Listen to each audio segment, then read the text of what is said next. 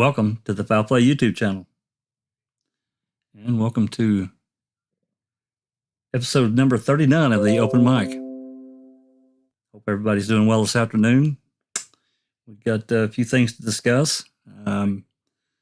Sunshine's Christina has again been fortunate and got us a new FOIA to talk about. We've got some new calls to talk about. I think we should discuss.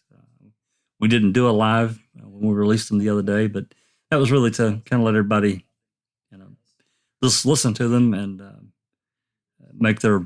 come to their own conclusions. There's actually some very interesting things in there, I think. I think others may agree with that. Maybe they won't. I don't know. I'm sure some guilters probably won't.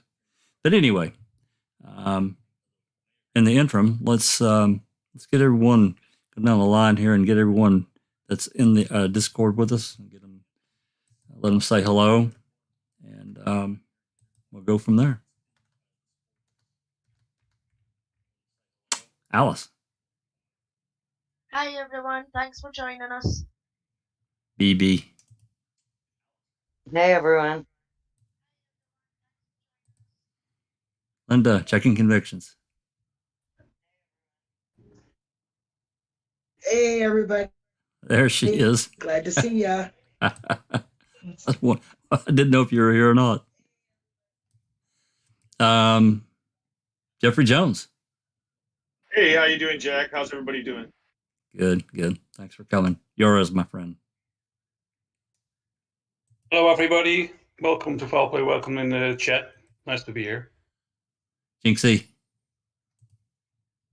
Hello, peoples. Neverly. Lady Neverly. Hello, everybody. Our friendly neighborhood cop, Sapper Cop. All hail Dog the Bounty Hunter. Go get him, dog. Ruff, ruff. Sunshine Christina. Hi everyone. And Zoe. Everyone. Okay. So YouTube is actually OBS. So the live chat is not showing, and I'm not really sure why. We normally display a live chat, and I can actually see it. I can actually see it on my screen, but it's not showing up in YouTube, and I don't really understand what is going on with that. But let's see. Did you put in the link like you should? It doesn't give you a link. It just pops in. Okay, I'm sorry. That's okay. That's all right. We'll figure it out. For now, I'm going to turn ours on to see if it will work. Hopefully it will. Hopefully it'll pop in there in a minute. And we'll just let it run concurrently till we figure that part out. But YouTube there it goes.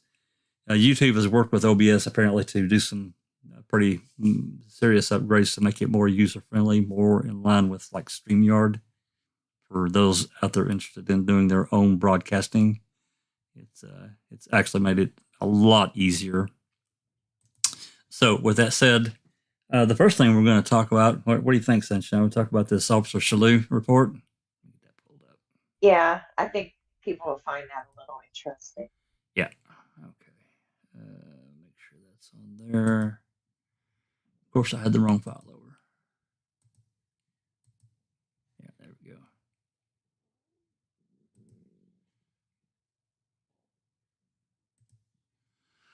Okay, that's going to pop in there in a second.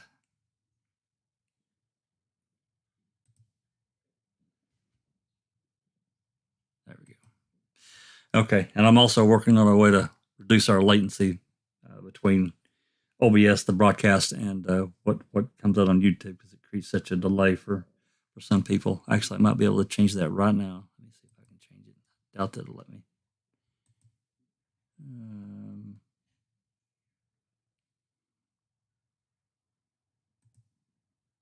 Actually, it did.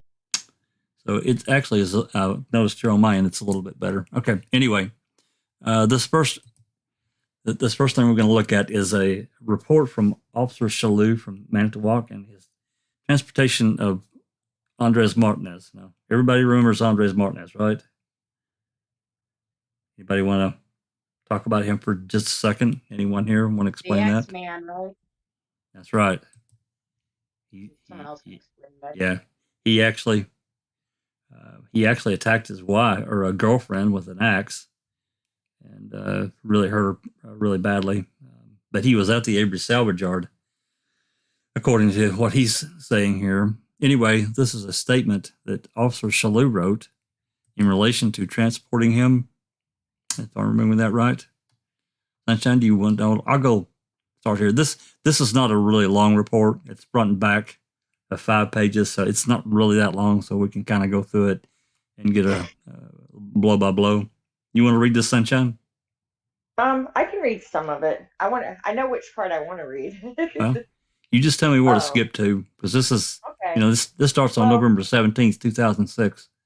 So what it appears is this Officer Shallue is a transportation officer. He transports inmates back and forth. So it starts on November 17th, and he says that he's transporting Andres Martinez from the Manitowoc jail back to Green Bay Correctional in Green Bay, Wisconsin, after he completed a court appearance. We were parked outside Green Bay Correctional, waiting for the gate to be open when Martinez started talking to me, referenced the Teresa Halbach, Stephen Avery case. Martinez began talking about how he knew Avery from being in prison as a fellow inmate. He was familiar with Avery and the operation of the Avery salvage yard on 147 in Manitowoc County. On 2 occasions earlier that fall, September and early 2005, Martinez and his son went to the Avery salvage yard to get different automobile parts for a vehicle they were working on. In the process, he spoke with Avery on both of those occasions. It should be noted that Martinez was not under interrogation. He volunteered the following information to me without being questioned about the incident at all. Martinez stated that Avery informed him that there was a young girl who has come to the salvage yard on several occasions to take photos of automobiles to be placed in the newspaper and or a magazine reference vehicles for sale. Avery told Martinez that he was going to kill this female individual the next time she came to the property. At first, Martinez did not believe what Avery said. However, a couple of weeks later, news was out that Teresa Halbach was missing, and the last known person to see her alive was Avery.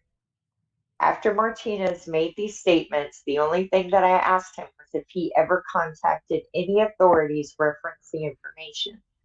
Martinez replied that he never made contact with anyone about the information. The gatehouse doors were open at Green Bay Correctional. I proceeded inside the facility with Martinez. After leaving Green Bay, I made a phone call to Lieutenant Link of the Manitowoc Sheriff's Office. I informed Lieutenant Link of the conversation which just transpired with Martinez. Lieutenant Link indicated he would make contact with Detective Mark Wiegert of the CASO and Sheriff Jerry Pagel of CASO with the information.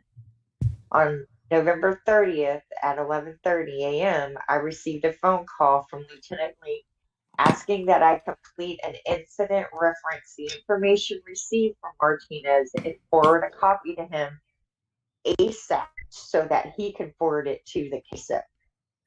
Now, that's interesting. He didn't write it until 2 weeks after this transport. Right. Yeah. Well, I have all kinds of problems with this statement. I don't know about anyone else, but I'll just say that this seems fortuitous. Is that the good word? That he would just blurt it out. He wasn't questioned. He wasn't asked about the Avery case at all, and bam, he's just going to start blurting out all this stuff. I'm sorry, I'm not buying it. Anyone else? Self-recop? Can I ask something? Yeah. Sorry. This is after he was arrested and transported from Green Bay to Manitowoc after putting an axe in his wife's head. Yeah. So This- it sounds to me like, and he knew the news of the Avery, like, I can give you information. You should give me a deal. Yeah, this is dated. Yeah, it's there at the top, November 17th, 2006. So this is over a year later. I can't buy it. I just can't. Something's fishy about this because why wouldn't he have said something a year earlier? Try to work himself a deal or something, you know. Zephyr Cop, you had something to say?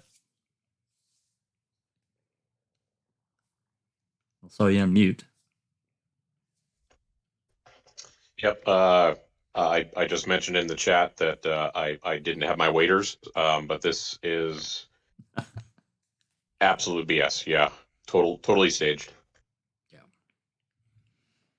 Yeah, I tend to Also, agree. there was a report that came a little bit later on when Martinez changed his mind and he said he's not going to talk about it. Right. You know, and we have the Martinez record or reports. There's actually a number of officers that contribute to this 60. What I tell you, Christina, it's like 68-page report. Yeah, I think it's 68 pages. A number of officers that just kept adding to various things to this report. It's been a long time. I have read it, but it's been a while. This guy, I just don't believe what he's saying here. I don't believe the circumstances of how Officer Shallue says this happened. Why would he do that? It doesn't. I'm sorry, it doesn't make sense to me.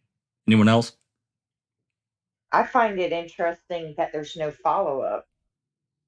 Like, no one came to interview him again to get more information about this. There's no sit down with him discussing this information. And now there are interviews. In his interview, one of the interviews that the DCI won't release. I thought that was Roger. That Roger Radnewitz, or I don't know. It's one of the Roger Radance or whatever. Yeah, it's one of them. I can't remember which one. Yeah, one of them is sealed. They won't let it go. They won't let us have access to it. Yeah, but nonetheless, this is still. I mean, I think this is just another important piece of the pie here. They've got this guy. I think it's just another snitch letter. That Manitowoc County is famous for introducing snitches to the story. Mm-hmm. They did it in '85. We know about the one who came up to Penny, the letter that was in the safe. We have what was his name, Orville Jacobs, who just happened to be placed in a cell beside him and happened to hear about the computer information just so they could seize the computer, the Dassey computer. It's just, I think they were. Well, that came from Candy. Candy's directly the reason why they got the computer, the Dassey computer. Mm-hmm. She called. And they were listening to Dean and Jerry interviews with Stephen. Yeah. And they knew that Stephen had told them about it, in my opinion, anyway. Jeff, you had a comment or a question? Yeah, a couple things. Yep. One is, it seems, now I could be wrong, but it seems to me that whenever there's evidence or someone has a story against Stephen Avery, the police are in a hurry to get that out. But when there's a statement from someone that could help Stephen Avery, those are dismissed. I think you hit the nail on the head. No, it's you're right. The second point that I would like to make, and I don't want to be too salacious in this, we don't have a murder weapon. I wonder what kind of blood splatter an axe would leave. Significant, I would imagine. Right? I guess, it's something I would be willing to test, So those are my kind of two points that just off what you said so far. So those are my comments. Excellent. Thank you. BB? Well, and he's not very good with an axe, so because he didn't successfully kill his girlfriend. So Yeah. you would think if you get chopped in the head and neck with an axe that you're going to be dead, right? Well, I can't remember what all it said in the report unless, she saw him at the corner of his eye and moved at the last second because he chopped the shit out of her. I mean, it was pretty rough. Right. Well, she had to go to the hospital, but you Oh, would yeah. think that would kill somebody, but Oh, she yeah. lived. Absolutely. So, Yeah, absolutely. yeah. Yeah. Dull axe, or he's really bad at it. Yeah. Jinxie? Yeah. Comment? So this is actually when they're transporting him for Yeah. his sentencing. He was sentenced that day. That was his sentencing hearing was on Yeah. 11/17/2000. Yeah. Yep. So he's being sentenced to basically attempted murder, and he's trying to get out of it. It sounds like by, hey, I got some information on that case that is so popular and Little late though, right? Why wasn't he running his mouth a year earlier? That's what I'm saying. Because when he I was knew. arrested. Yeah, absolutely. So maybe he was prompted to. Is that what you're thinking? Like Well, by the he's- police officers, like he's volunteering this information, but he's really not. Well, look at what Officer Shallue wrote. He's like unsolicited, basically. He's like, he just started talking. I'm sorry. I don't believe you. Just don't. Unsolicited, maybe by that guy, but maybe someone else prompted him to say it Well, to that guy. That's possible. So, yeah, that's right. Sour Cup? I was going to say, it's kind of like one of those things where recording is off. I'm giving you some guidance, and then now we turn the recording on, and then you can say what I'm guiding you to say. That's what it feels like. But the other kind of red flag this should pop up is if we're to believe the state, Avery, lured Teresa here to commit this murder, which implies that it was supposed to be a secret, but he's turning around telling virtually anybody who will listen that he was going to kill this girl. The kind of very contradictory there. Exactly. Yeah, I agree. Totally agree. Wouldn't this mean he had pre-knowledge also of Teresa coming? Like, if he was, like, I know he's been brought up as a possible Denny in one of those motions, so he would have had pre-knowledge then, because Avery told him about this girl who comes, and he probably told her she comes mostly on Mondays, and yada, yada, yada. Well, he says he's a visitor at the yard too, so, if he was there on the 31st, I mean, I don't think I don't believe he's the one that went after her, but I don't know. I just think his whole thing was him, exactly what you said. He's trying to, lessen the blow. He's waited too late to try to trade information. So, anyway, before we move on to Susan. Hey, sorry. How you did? That's okay. Welcome. I just wanted to say, y'all know that Kratz said that Stephen started planning this murder his first day in prison on the 1985 charge. So he planned it for 18 years. Yeah. Or 21 or whatever. Yeah. Did he know it was going to be Teresa? Yeah, of She was course. only 5 at the time. That's what he said. He started planning it. Long ago. So dumb. His book is just awful. Oh my. Yeah. It is terrible. I think that this was probably a backup,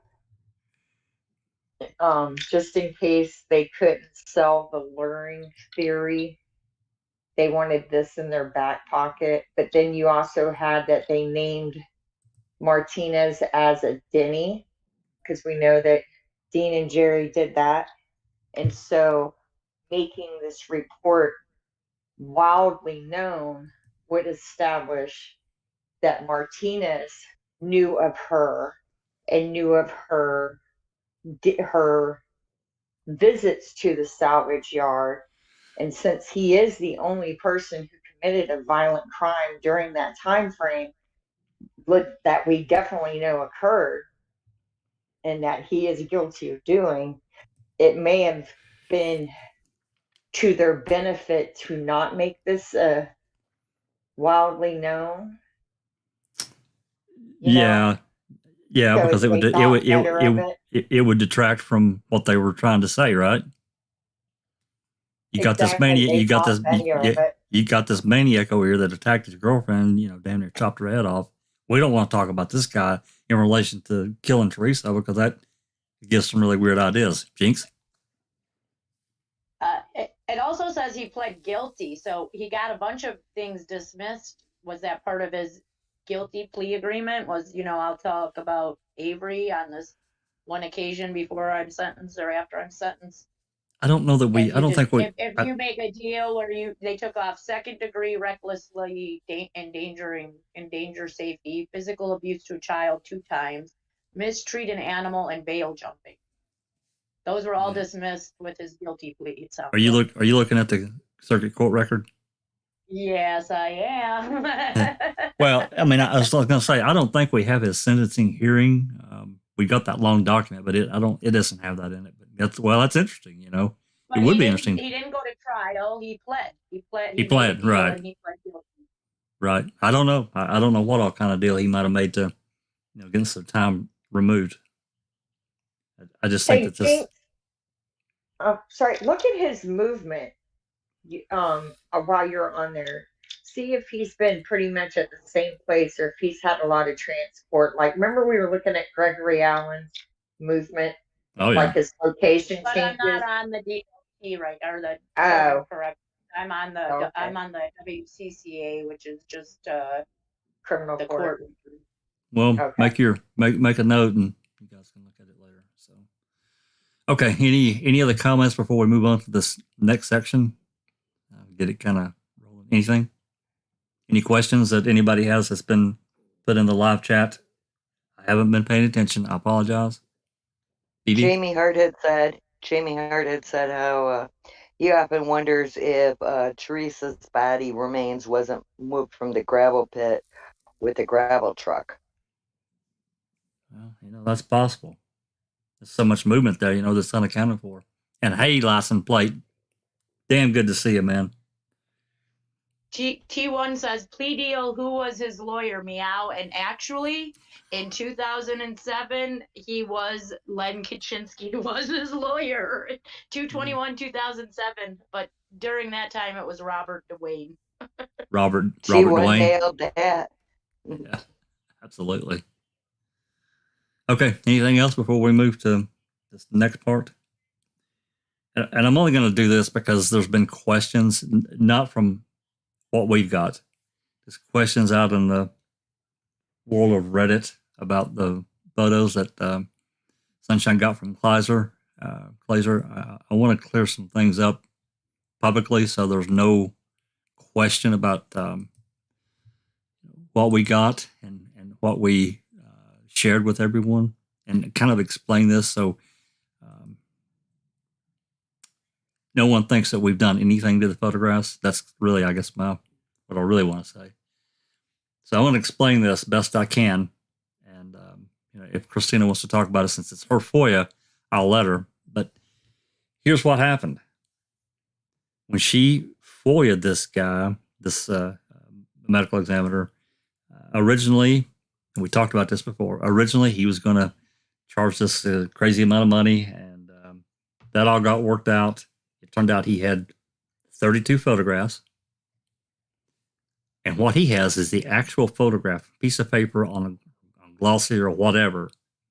He scanned them and sent them and contained them in a few PDF files, which she got, and Zoe then took apart and put all the photographs into one PDF file. But that's how we got them. He did not send her a digital file. Because the digital file, which Christina and I actually talked a lot about this, and she's now went back and requested to see if he's got the actual digital file that contain the metadata. It should be the raw file. Anyway, moving on to this Photoshop aspect of what some are saying. And if you look at the photograph there, and what's really noticeable, before I move on, anything you want to add to that, Sunshine, or anyone else? Good. If you look I'm good. Okay. I will say this. I am in email communications with him currently, trying to get the metadata, but I'm not hopeful that it's going to happen. Yeah, the actual digital file. And I think that there may be, I don't know how computer savvy this guy is, but I think that the wording that you sent the other night when we talked, I think he should be able to understand that you want the actual computer file and not necessarily a piece of paper he's holding and feeding into a scanner. That makes it pretty clear. And again, so everyone understands, including metadata in a digital file is part of what they're supposed to do. Now we usually don't get it. Sometimes we do, but we usually don't. Like the phone calls. That's another. We'll get to the phone calls in a few minutes. That's another story. Anyway, so looking at this photograph, I just zoomed in on this wheel on the Rav4 and how clean it looks. And it does appear from the other photographs that we have that there has been some Photoshop that went on. What I'm saying is that the photos that Kleiser had are exactly what you see here, because we didn't do anything to them at all. We would never do that. We have no reason to do so. It wouldn't be the right thing to do anyway. I mean, if we wanted to, somebody that wanted to try to make some kind of deal and say, "Oh, look, what's this over here?" When they went, and they screwed with the photo. We don't do that at all, ever. Anyway, let me pull up this other here, see if we can see a little bit of difference, and it's on Reddit. Let me see if I can pull that up here for everybody to see. Close that. Okay. Henberry says, add Ertl lied. And Earl, yeah, no doubt. He definitely perjured himself. I totally agree with that. Web pages.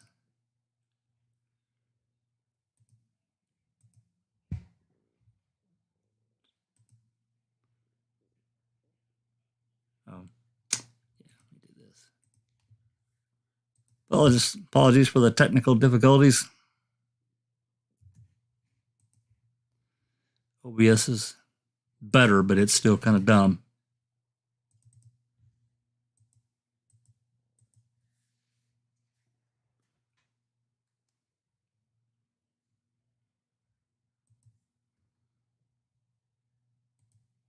There we go. It's going to pop in there in a second now. You'll see it. This is the Reddit post that caught my attention the other day. And it's interesting. And I think that what they're saying is correct, but it's nothing that Kleiser did or that we did. This is what he had. That's what I'm trying to say. And I actually think I have the photograph. He's got a couple of links in there. And this is one of the links that he had attached to his post there. It'll pop in there in just a second. Did he receive his pictures from someone via email at the DCI or whatever, or the lab? We don't know. She's trying. Christina's trying to find out. Yeah, Christina's trying to find out. Or were they scanned onto paper and then sent to him via paperwork? Because that would make a difference too. Yeah. There's a video where they show a scan over a scan over a scan over a scan over a scan, and how bad the scan eventually gets, how bad the picture becomes after it's been scanned from a scanning. It keeps degrading. So the last email he sent me was this. All the photos were taken by the state crime lab technician. The dates taken are indicated on the back as November 5th, 2005, for those were the RAV4s in the salvage yard. Those taken in the garage area were taken November 6th through 8th, 2005 by another state crime lab technician. The times taken are not indicated on the copies that I have. So since he sent me that email, sounds to Jax and I, he said back, meaning it's a picture with something written on the back. So Correct. we're trying to help him understand that he can retrieve the data or send me the photos like he has them, and we can retrieve the data ourselves. So Correct. just keep your fingers crossed that hopefully he will be willing to help us get the correct information as for what it says on the photo. Yeah. And I didn't talk. I didn't. Back, Go ahead. Yeah.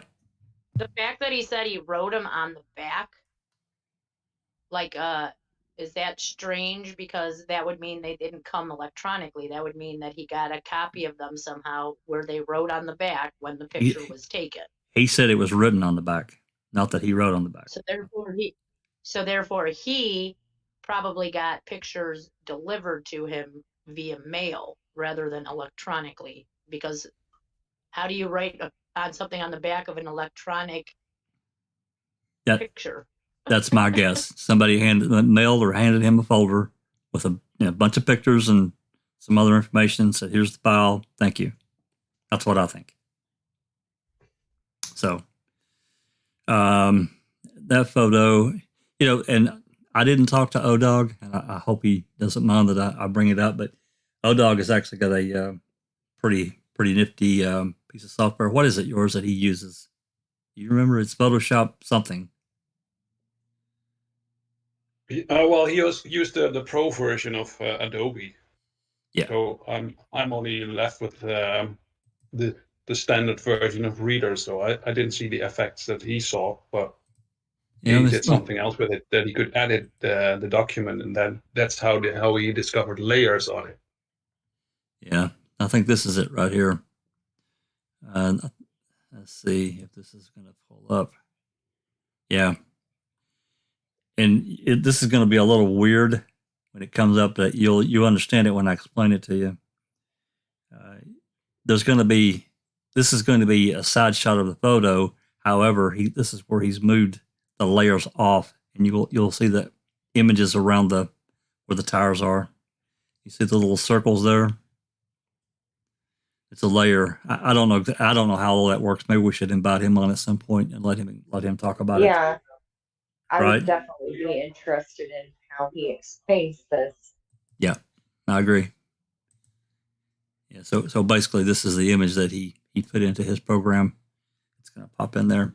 This is the image. It's the driver's side, passenger side image that he did this to, and discovered the layers that are within that. So hopefully we can get him on and he can explain how that stuff works, because I just don't.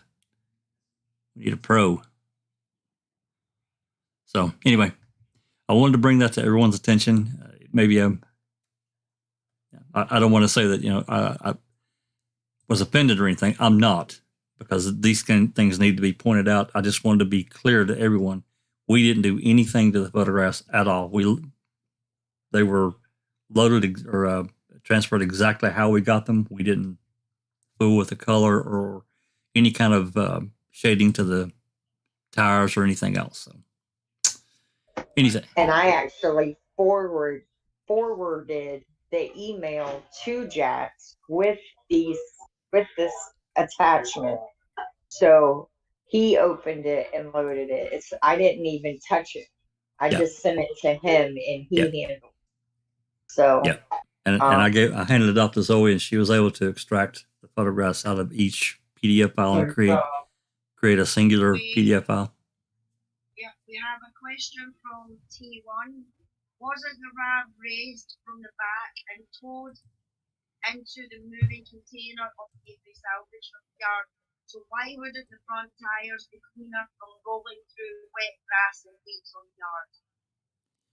Well, that's what Ertl said, but the problem with that is that with that, we've discussed it, and Henry's in the audience, he can explain it as well. But, basically it would take a mechanic several hours to get in and undo the, I guess, internal drive shafts is the easiest way to explain it. And that just didn't happen. didn't work. It did not happen the way Ertl explained it. Whatever went on. So I fully believe that everybody can read the Know Your Rav series. It's lengthy, it's detailed, but it's everything that Henbury put in it. He referenced, and it stood the test of time. I haven't found anything to discount what he's saying. Yeah, they could have drugged the thing out of there, but why didn't Earl just say so?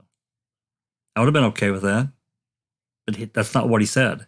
So I know that doesn't completely answer T1's question, but that's kind of the best answer that I can give. So anyway, any more questions, comments before we move on to?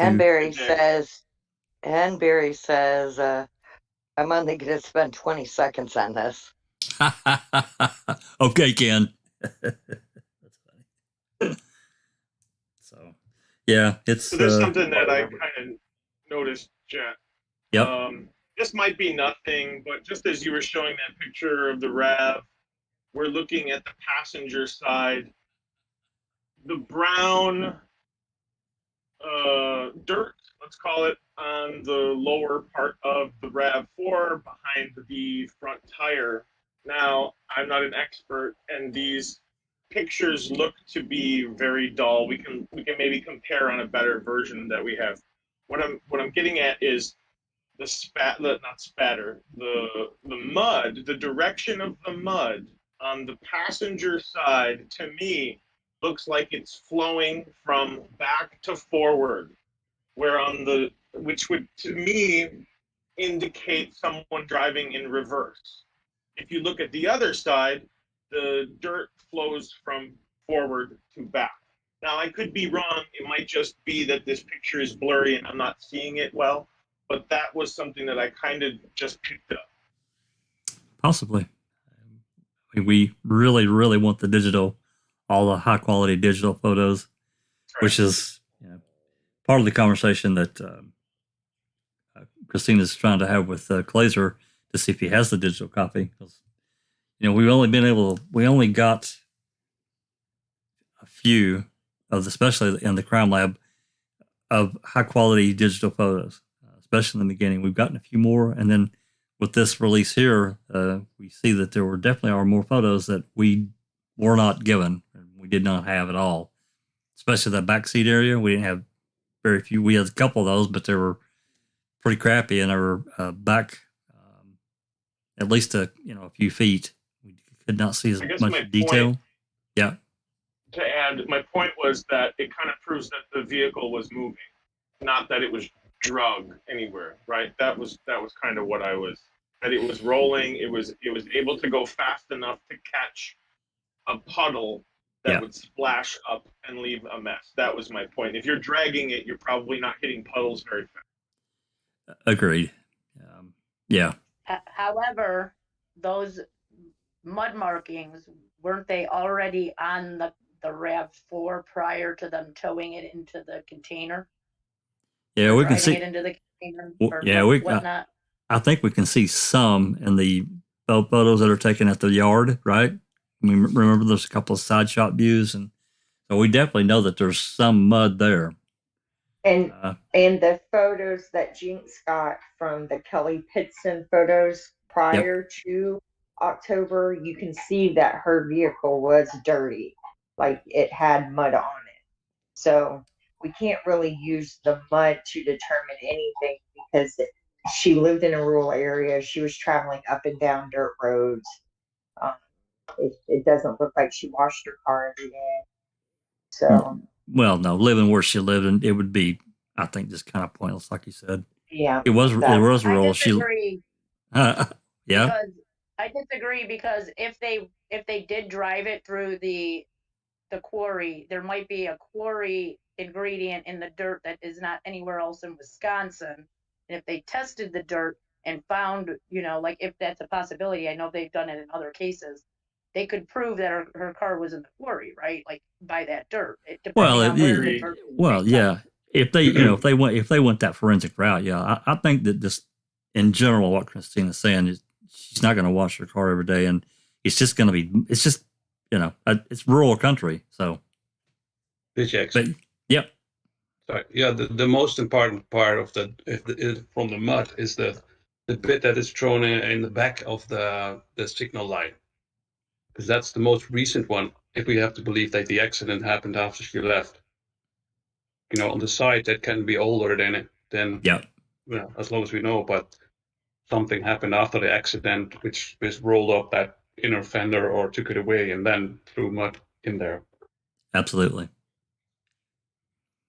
Yeah, I really wish we could get all the high quality photos that they took of the RAV.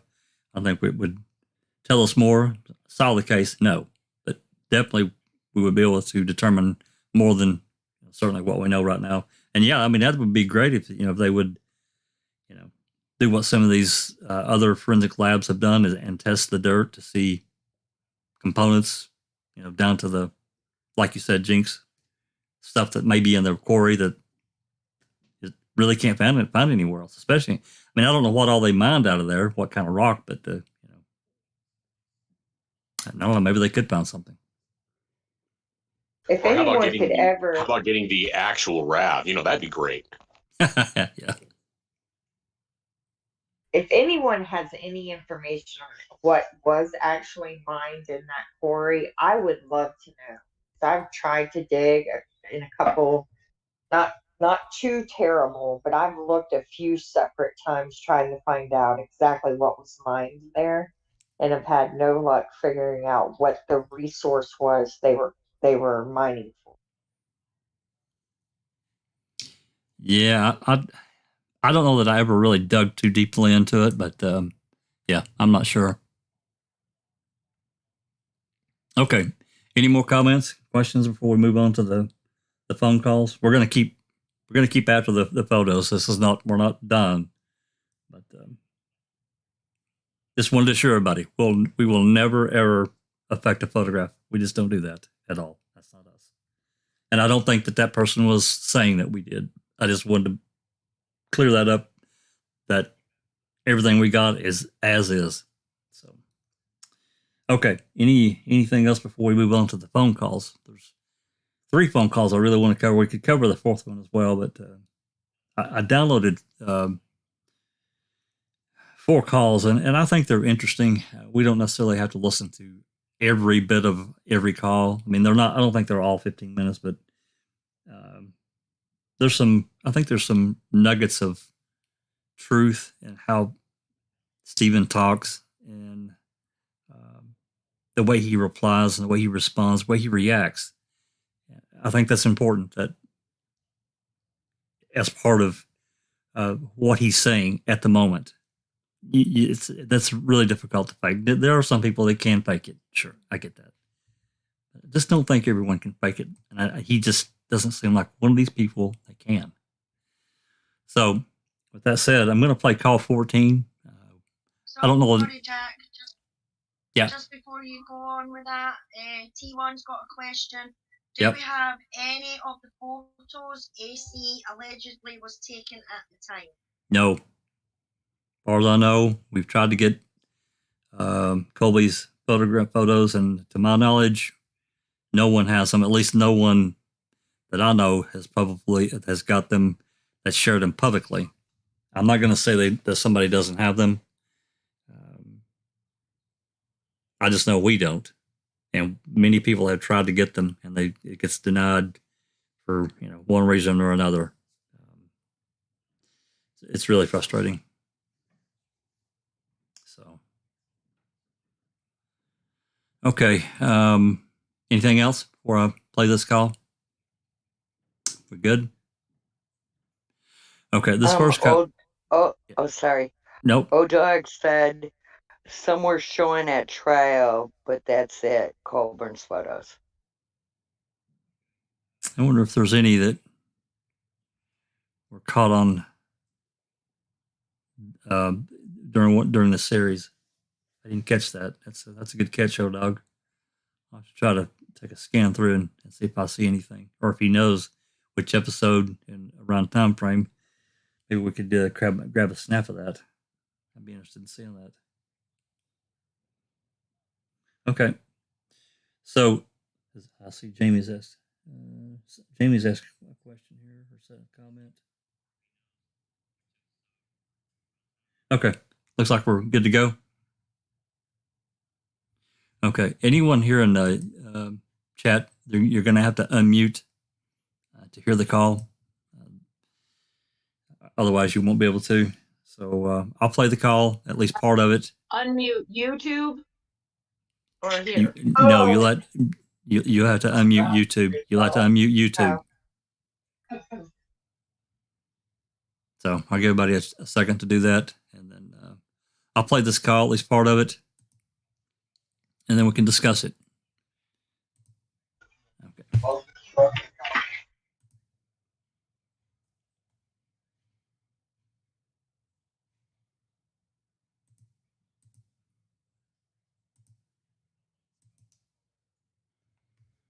I hope I didn't just lock up. Am I still here? I hear you. Okay. I don't know what it's doing here. It's been weird. There we go. All right. Here we go. To monitoring and recording. Thank you for using Evercom. Mud.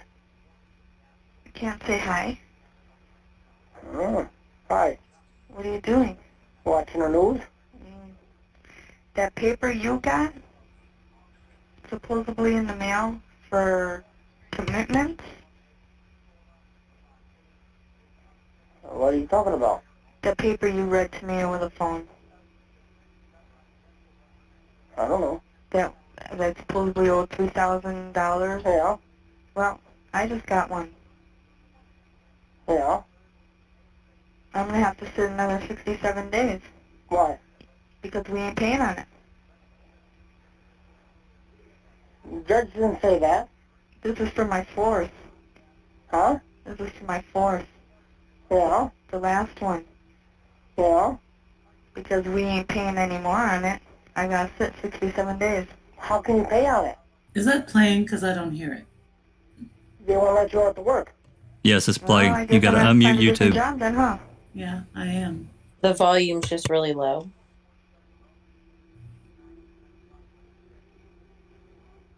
Yeah. I ain't sitting another 67 days. So that's what it told you? That's what I'm looking at right now.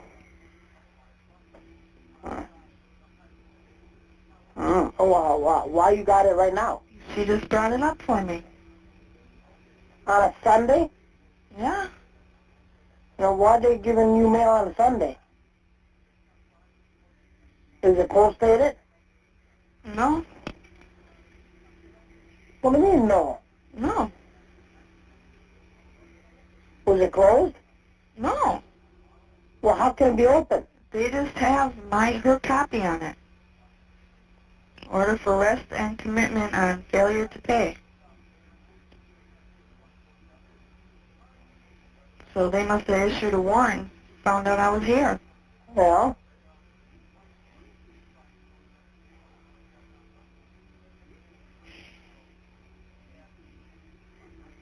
Well, fuck 'em. Yeah, this was a warrant. What day? 10/24. So, at 67 days? Yeah.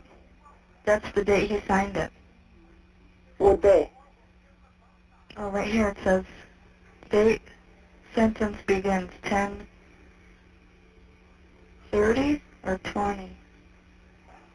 So start now. Oh, I got, and then date, sentence finished 12/20/05. Good time credited 16 days. So you're doing that time right now? I guess so. And I'll be done December. December. December. So that takes care of that $3,000 then. Well, still have to pay it, but... No. Yeah? No, you don't. All right. That's why none of the other shit you just yelled at me for. No, if they revoke you and you're doing time for that money, you don't repay it.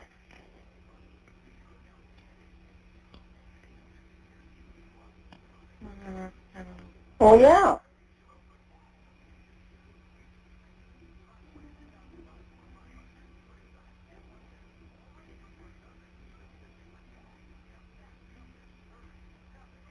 Yeah. Judge Willis. Judge Willis? Yeah. Why is it Judge Willis? Because that's who I had for my fourth. Oh. Well, that's good, though. That's $3,000. Yeah. Well, $3,000 is a lot of money. Well, we paid $100 on it. Is that what it said? Mm-hmm. So that's why you got 67 days there. No, that's good time. What's good time? Oh, no. 67 days is for not paying. Huh? For not paying. Yeah. So that's a clear bill now. I doubt it, but No. they just can't make me sit for it anymore. Huh? I don't know. All right. You're sitting right now for it. Yes. Yeah.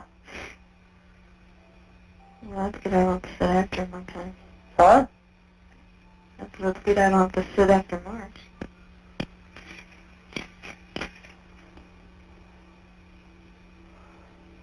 Doesn't that paper you have say all this? No. No.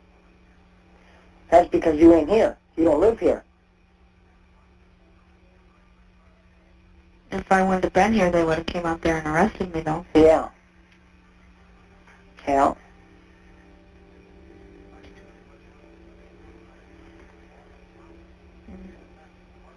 Yeah. Bullshit. I'm ready to fucking snap. Huh? Snap for what? Well, that takes care of another bill, don't it? Yeah, I'll let you think that. What? It'll still be there to be paid, though. No, it won't. Yeah, that's because I went through this one time with Larry. With who? Larry. They can't make you pay it. You did time for it. If you do time for something, you don't pay it. Well, then I'll have to see if they wiped away my other fucking bill.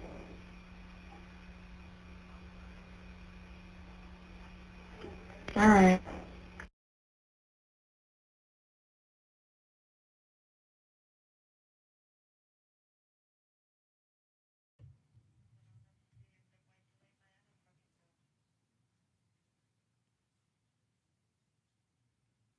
Okay, that's enough of that call. Basically, if anybody didn't catch what they were talking about, is that Jody has some other fines that she didn't pay out. I don't know what all they were paying on, but it sounded like there was certainly more than one thing. But she had some other fines that they didn't pay on, so Judge Willis added 57 days to her jail sentence. That's what this is about. This is a new call. I think there were some suspicions around this, but we had never heard the actual call of them talking about it. So I thought this was an important one to play. Some other people had talked about it on YouTube and made some comments about it. Nothing too significant, but I still thought it'd be out there. Sapricop, comment? Yeah. So these fines she's talking about and the failure to pay the phone call, is this jail calls they're referring to that they haven't paid for? It's not really clear to me. I don't think so, because you can't charge jail calls. You either have to, reverse the charges. You're accepting the charges or not, yeah. Or you have to have a calling card. So I think these are fines from her DUIs and shit. Okay, yeah, because I was going to say you're not going to be arrested for failure to paying a phone bill. That's a civil matter, not a criminal matter. Correct. Yeah. I feel. Go ahead, Susan. I just wondering if you know when is this call from? It's on this. I think it's dated on there. The 30th. It's the 30th, I think. The day before. Yeah. Okay. And I think the warrant was issued for court costs. Yeah, this is October 30th, 2005 at says 22:15, so that's 10:15 at night. So, I'm going to load up another call. So I guess. Go ahead. A question I would have is if this extension didn't happen, would she have gotten out of jail that day? She wouldn't have gotten out of jail. She would have been able to continue to go to her AA meeting that Stephen had been picking her up. This call is subject to this new warrant that Willis issued caused her to get kicked out of whatever. I don't know how it works in Manitowoc County, but he was picking her up on I always thought it was on Mondays, but I learned a few months ago the class may have actually been on Tuesday. So I don't know which day for sure these outside AA meetings occurred, but Stephen would pick her up from the jail, take her to these meetings, and then bring her back. Yeah. It's like work release kind of stuff. Yeah. I think it's a good comparison. And because of this new warrant that was issued for the non-payment of the court costs of the fourth DUI, she got bounced from that eligibility. And so it takes away a solid alibi for Stephen, one, because if he's at the jail picking her up and taking her to a class, he's definitely not torturing a woman on his property. And I've always found it suspicious, but we don't really know a lot about it. I think we all kind of did. Really, right? Remember? She didn't get the the normal routine. And then all of a sudden on Halloween she couldn't go because whatever, it got canceled. Now we really know why, but And what's interesting is it's Judge Willis. He's the one that signed the warrant. And what's interesting about that is it Ziegelbauer? What letter do we have? I think it's Bray, who says they don't care where the trial is held as long as Judge Willis presides over it. Yeah, well, there was a motion to move the trial. That's all in a motion, and they're like, the state's like, yeah, you can bring in other people, you can go to Calumet, but we want Willis. We want him to remain judge, and in reality, it should have been a judge from another district. It should not have been a judge from, in my opinion, from Manitowoc County. And in my opinion, this man has no right to say who the judge should be, whether it be from Manitowoc, Calumet, Joe Smith, Judge Willis. No, it should have been. It should have went to some other unbiased judge to make an arbitrary decision to bring in a judge from somewhere else. And the fact that this gentleman thought he had the ability to request the judge is awful powerful to think he controls it. Yeah. BB, you got a comment? Yeah, I thought she was saying she's made to sit for it, which would mean stay in jail instead of get out, not just the DUI classes. Because she kept saying, I can't sit another 60 some odd days. Yeah. But if you listen to the call, it says that the time's up in December. She wasn't due to get out until March. So it was 67 days from that day. It was an additional. So they were going to run it concurrently. Apparently. So what happens is the warrant, because the warrant kicks in, it takes away her ability to have the privileges. She has to go see classifications again, she has to have it all processed. And it kept her from doing what she had gotten used to doing in the time she had been in prison. Right. So that is why I'm sorry, he Jinx. was calling all those people, like on the first. He was calling all the public defenders and stuff for her, wasn't he? Wasn't I think that all so. on his phone? Yeah, I think so. I believe it was. That was the 31st. I'm sorry, the 31st. Yep. Yeah. So that's interesting. Apricot? Well, the difficulty I find on this and tying it into, any kind of removal of an alibi is that implies that somebody, whether it's LE or otherwise, already had something set that they needed to remove that alibi for. And it couldn't have been Teresa because, again, nobody knew Teresa was coming until Monday morning when Stephen Avery called her. So how do we tie all that together? What would they have had planned that they would have needed to remove Jody from the equation for? Yeah, I don't think I don't. I guess I should clarify what I said earlier because you're right. There's no way they could have actually known unless there was some plan in the background. I can't go that far. I can't go. I can't do it. I mean, I'm not against some people that want to do that, but I can't go with a plan that they were going to kill her and set this up. So therefore, they had to prevent Stephen from taking her to her class. I can't do that. I should have clarified that. So yeah. I just want to say we still don't have all of the Jody Stephen calls prior to Halloween, correct?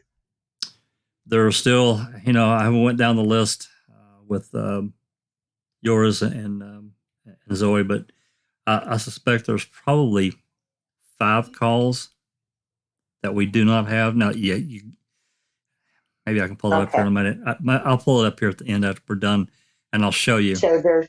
So there's still an opportunity, Sapper, that this was discussed on the call, on a recorded call. And I personally, because I do think that these men and women who were in a position to lose everything are capable of killing people or having someone killed for them. Hey, it's possible. I think that we know from the Gregory Allen DOJ file that they had the ability to monitor and tap phones since 1985, and I think that they were probably monitoring the activity at Stephen's property since the civil suit was filed. I'm sure they were. So, I have no doubt about that. But it's a really, for me personally, it's a big leap to say we're going to take this guy out and we're going to kill someone to do it. I personally think that if they're going to do something, I think something was going to happen. I've said it for years now. This is not a new thought that they were going to derail those depositions, and they did. We don't know. We don't know all the. We're missing this chunk of stuff here. It's really frustrating. It is very frustrating. All I can say in defense of my position is they allowed Gregory Allen to remain free to terrorize women and children for years. I know. It's their life forever. They stole Brendan's life like it meant nothing. They stole Teresa's, her story, hijacked it, and just made it what they wanted to.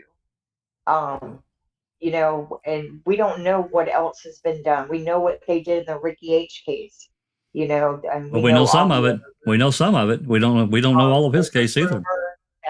There's also the rumor that which one ran over the woman that on the motorcycle accident, Herman, one of the Herman brothers, I think. Which one was it, Jinx? Or Peterson? It was Peterson. I think it was Peterson, but Herman's relative did have an accident back in the day. Yeah. It was 4 people hurt. Value human life. Human life means nothing to these people. If it gets in their way, in my opinion, if it gets in their way, they gotta go. Or they will do something. The only thing that bothers me is that the Hallbachs were an upstanding family in society.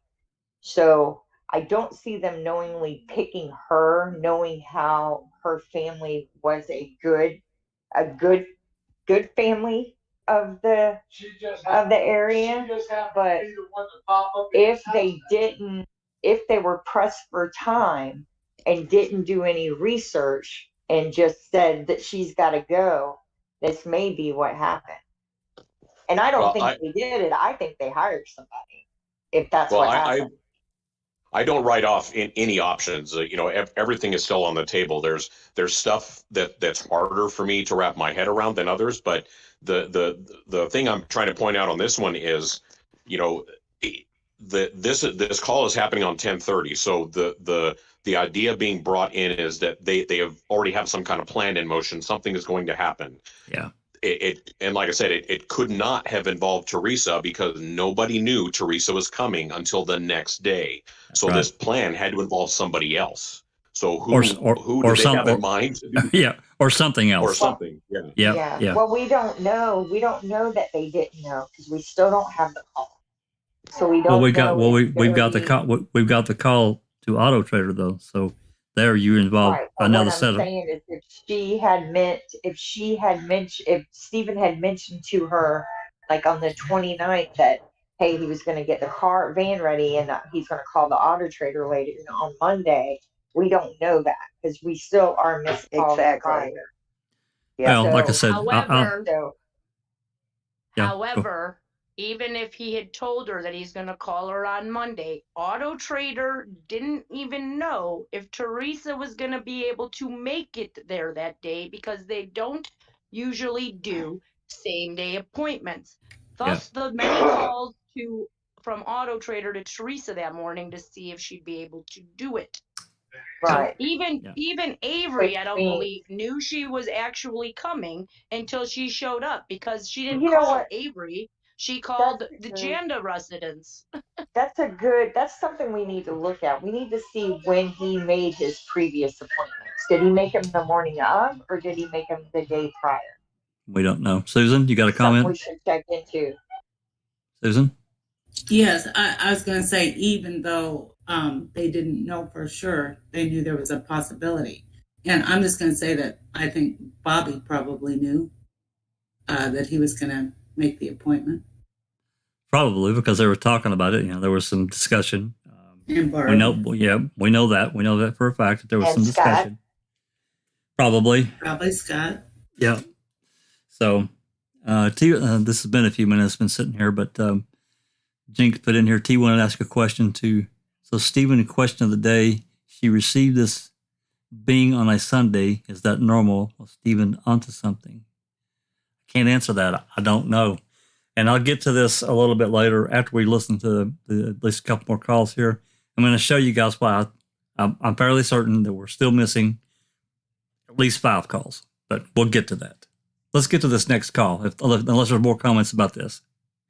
Because this is we can talk about this one for hours because we're missing something. There's no doubt. All right, let's listen to at least some of this next call. This is call 17 in the list, and it was on 11/4 at 19:55. So that makes it 7:55 p.m. So again, you'll have to unmute YouTube. Here we go. Monitoring and recording. Thank you for using Evercom. Oh, Annie. Oh, excuse me. I didn't mean to say that, but I farted and Tracy was right next to me, so I had to say excuse me. I was going to say something else. I'm taking a shit. Are you? Yeah.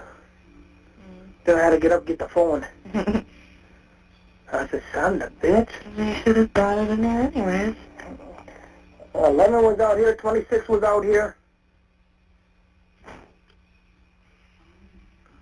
Cops haven't been out there, have they? Twice. They have? Yeah. One last night, one today. But they were in my house anyway. Whose? Roy's house. Your asshole. Our house. Are my pictures still out? Yeah. Well, of course. Well, where would they be? Well, I was just wondering. Did they ask about me? No. No. So I was wondering if they're going to come pull me out and talk to me. No.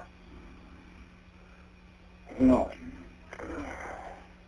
I wish you were coming up here tomorrow.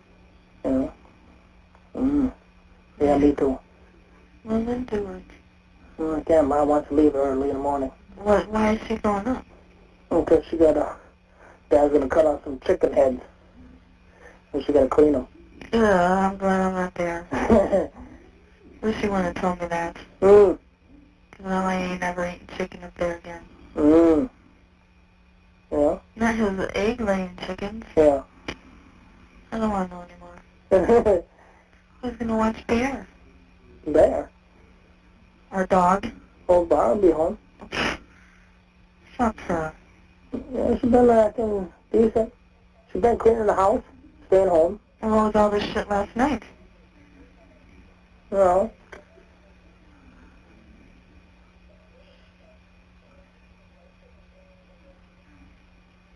Well? I went over there tonight. I walked in there. And she goes, how does that look? And she's been cleaning it up.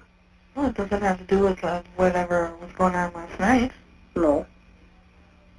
But she's acting better. For now. Well, sometimes she needs a wake-up call. I don't know. I yelled at her 2 or 3 times yesterday. Yeah. I don't know. I wish you were coming tomorrow. Yeah. Yeah, me too, but oh well. It doesn't bother you like it does me. Yeah. That bothers me too. Oh, don't. Yeah. I'd rather have you home here. If it bothers you, I'd be getting cards that I ain't getting. Yeah. Mm. Mm. Yeah, I don't know. Yeah. Oh, well, I see you all the time almost. I talk to you. So what? It's not the same. It's not the same. It is too the same. No, it ain't. No? I don't get to see you. You see me, I take you to a group. Once a fucking week. Yeah. And that's only, what, 10 minutes? Yeah. Mm. Get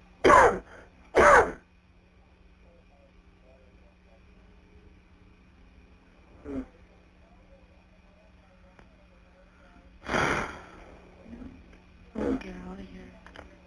Yeah, I know. I could use you here. Yeah, I know. Yeah, especially with all this shit happening. I know. Stupid shit like this. That's why I wish you were coming up here tomorrow. Yeah. I gotta go up north to help work. I can just imagine what my mom's thinking, seeing this shit on the news. Yeah. Who cares what your mom thinks? Yeah.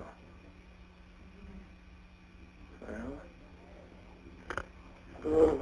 Did any of them come in the house? Oh. People? The TV people? No. What'd they have? What you said, or? Oh, they took the van pictures and how was she here and 5 minutes or less? It was no more than 5 minutes. Took a picture, write down the serial number. She was there Monday? Yeah. And Bobby was at home and seen her.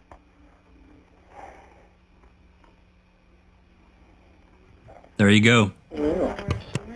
Huh? What? I wonder what happened. Well, I don't know. I don't know what happened, no. But during the store straight. You know, Channel 5 says there was another place after me. Another one says no, and I don't know. I wasn't paying attention. It Did don't she make no mention sense. Bobby in that call? I don't know if you... Steven maybe did. You were at noon on Cub? Huh? At noon on Cub? Yeah, I was on there. No, I didn't hear that. But some other... I was distracted by the chat on the chat. Yeah. 24-year-old. They didn't give out her name. Oh. You know. I don't know. Yeah, I wish I was home. Yeah, me too. Well, maybe with It's this so we could silent. get some shit where that'll put pressure on them to investigate your case. No, we don't want to do that. Why? Use us for that. Well, I thought about it. I thought maybe you'd say something, but Well, right now, it ain't that time to say something because they're with her family, you know. Yeah, that's big one. That's why I was asking if they asked anything about me. No. But that's a big step for them. Yeah. You know, they got a family and there's somebody missing. Yeah. You know, I'd be furious. I will be. Yeah. Oh.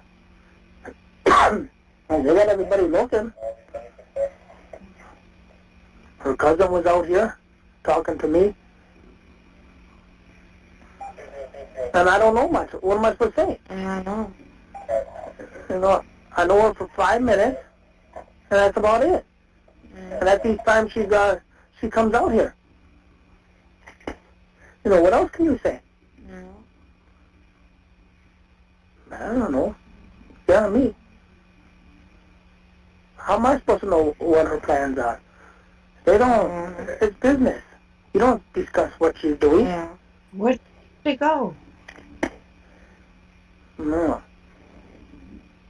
And just like when you're here and I come home, I don't tell you what I did all day long. I know you don't. Well, that would be the same thing. It's business. I know. Mm-hmm. Yeah, I don't know. When you come home, I need new underwear. Yeah? Yeah. Just, I got 2 pairs that are ripping my shit. Mm. And these washers. Dryers, I don't know.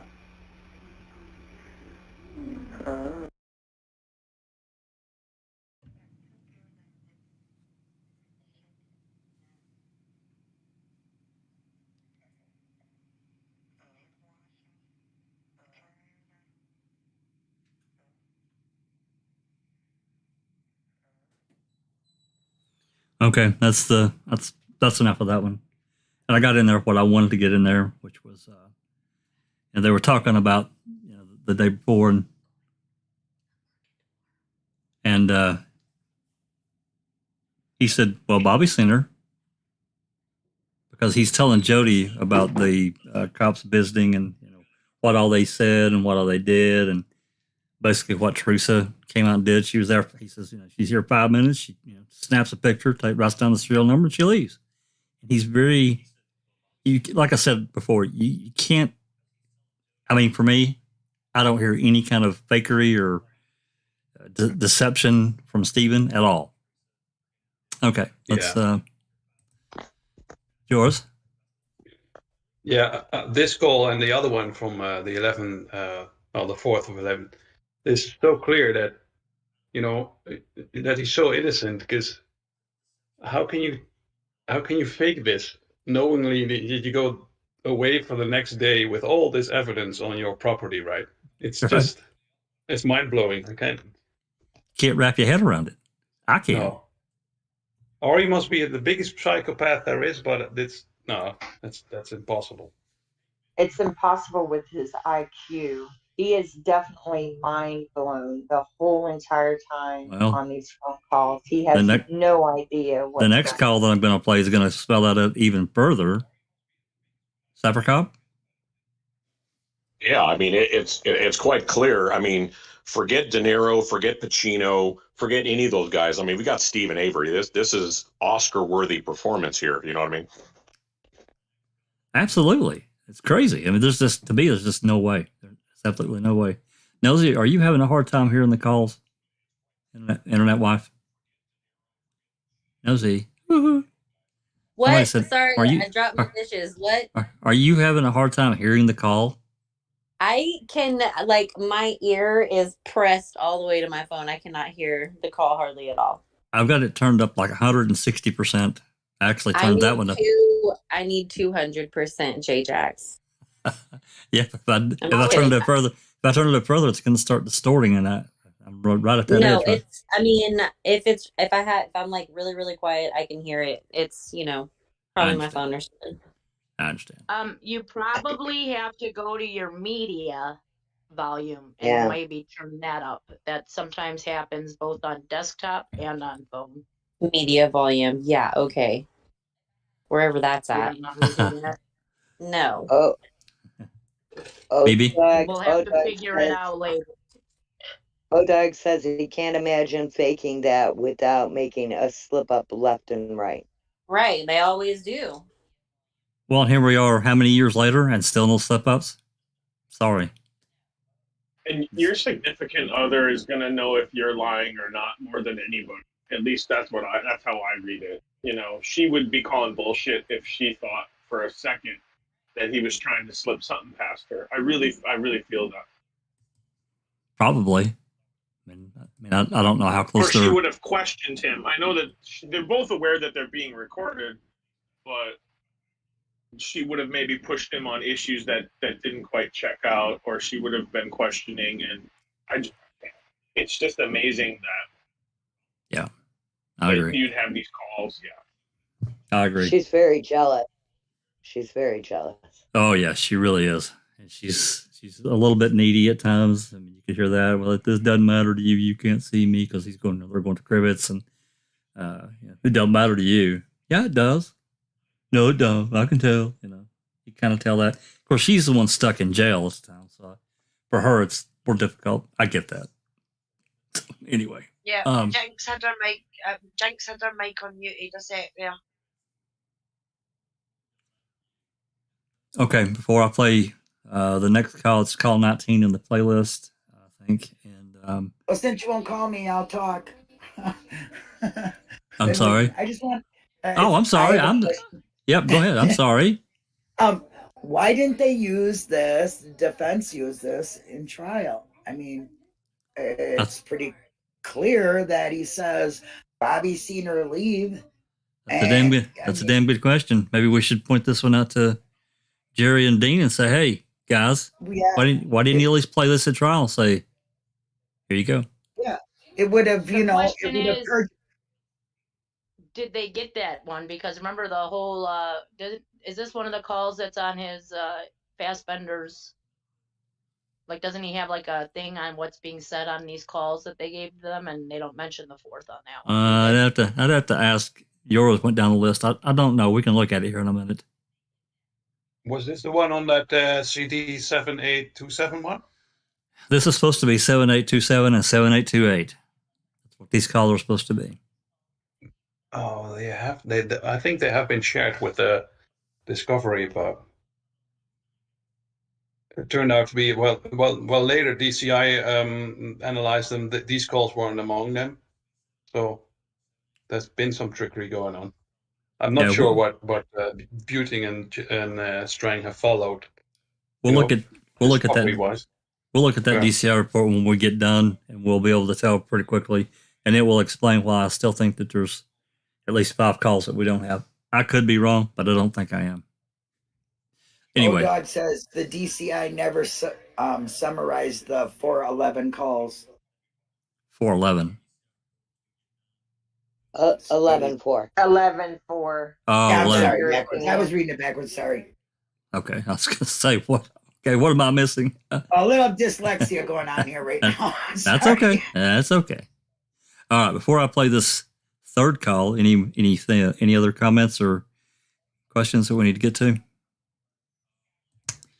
Okay. Remember, everyone here, you got to unmute YouTube to hear it. All right, here we go. This call is subject to monitoring and recording. Thank you for using Evercom. Well, hello. Did you hear what I said? Yes. What did I say? Is your play doll or something? Toy. Your play toy? Yeah. Yeah? Yeah. Oh. I see. I wasn't say Jody Stokowski.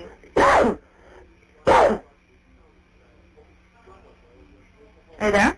Yeah. Did you hear me? What? I said I was going to say Jody Stokowski. Oh, I heard that. Oh, yeah. The news is on.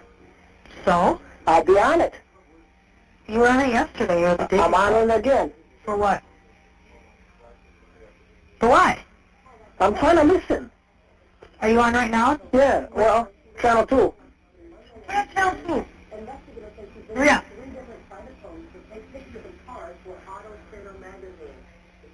That's not you. It's not the same channel. Shut up! 6. It's the trailer in the van.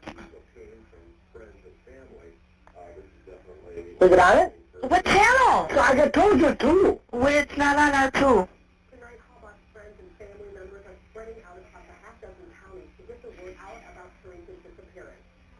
She's missing.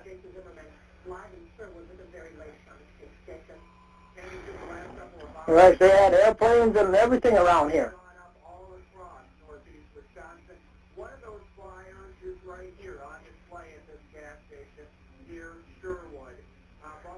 I don't know what channel he's on. He's on channel 2 at our house. Yeah, Green Bay.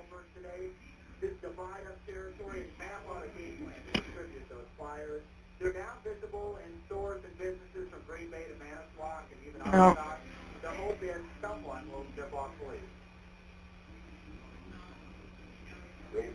6, not 66. A lot of people have been kind of coming out of the woodworks to help, and No. we just want to cover as much area as quick as possible. Friends and family members of Teresa say this kind of effort will continue as long as Teresa's missing. A few people I spoke to tonight also plan to be back out there again tomorrow, showing flyers just like this one to anybody who's willing to look. Well, she's got to be around. I don't know what channel you're on. No. It'll be on 5 too. Or 11. Wow, what's going on? She's missing. Yeah, I know that. Whoever she is. She's the one who takes pictures. For? Vehicles. To put them in that autocator. Yeah. Yeah. And the cops were out here too. Were they? Oh yeah. They checked the trailer and everything. Why would they check the trailer? Because this was the last place she was at, I guess. Really? Yeah. I don't know. I just come on in. Look. Hold on. Yeah.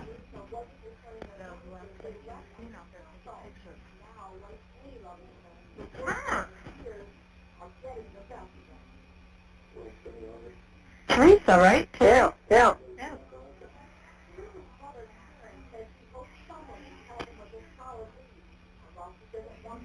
Yeah, that's what I was having her try to find. Now we got her on channel 2 over here.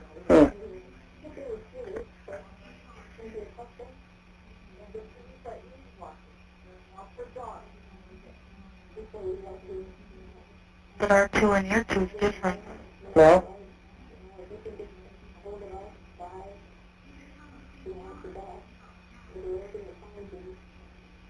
You see, they didn't even have nothing about the trailer on this. No, you missed it. Oh. Here it is. See?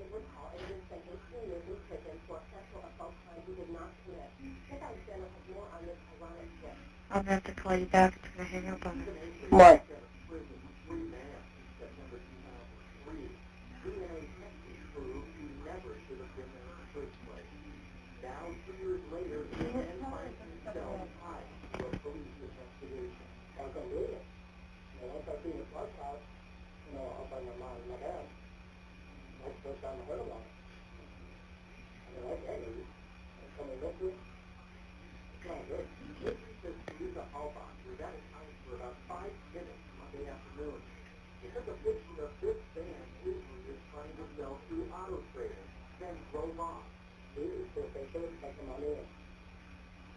Now I wasn't even trying to sell it.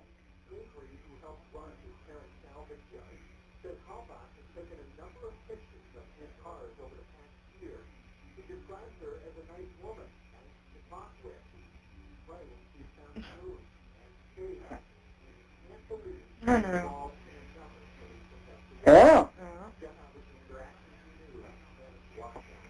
Now see, Channel 5 told Barbara that I wasn't the last one. There was another one that she went by.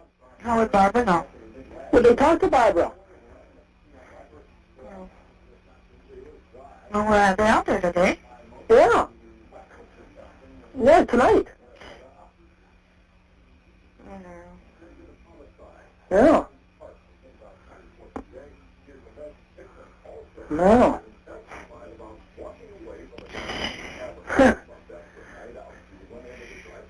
I don't know. Well, that's why I told him. I said, if I can help, I'll help. But there ain't much I can tell you. I don't know. I suppose Mouth is back there talking. It's her fiance up there. I don't know. It's gonna piss me off too.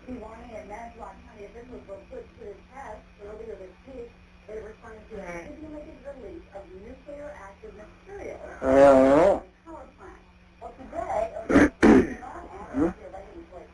Hey, John, He might not be here tomorrow. I don't know. who? You? No. I didn't think so. No. Me and Ma are leaving going up north. When? About 6 o'clock tomorrow morning. Yeah. Mm-hmm. No. Yeah. I know. Yeah. Yeah, I'm sick of not being able to fucking see you. And then hunting's coming, I ain't gonna be able to see or talk. Yeah, well, I'll come down. Yeah. I only got $10 out of that.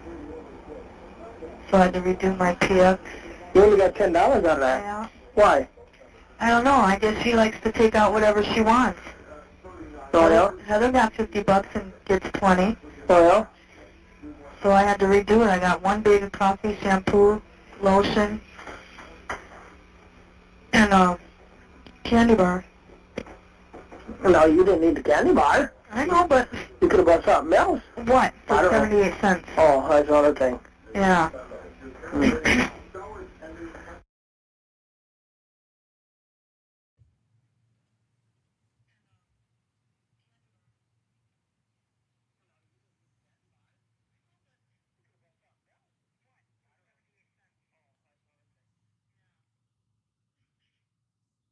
Okay, that's enough of that one.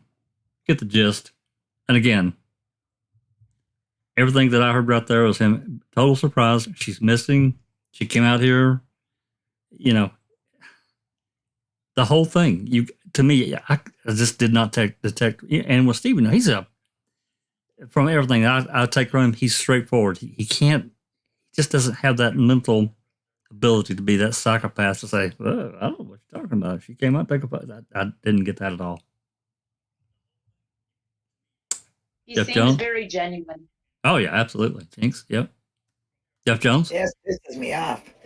Yeah. Yeah, I feel like there's so much to unpack in this call that we could have broke it up into quarters or something because it's hard to remember what they were saying in the beginning now. Everything, he's just like, yeah, it's that photographer. And she's like, what are you talking about? The one that takes pictures of cars for Auto Trader. Like, he knew exactly, right? But Yep.